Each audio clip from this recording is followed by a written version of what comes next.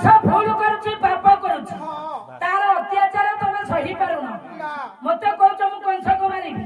ता ठीक अछि मु कथा चली कंसडा को मारिबी आ कले को माला मुखी को माला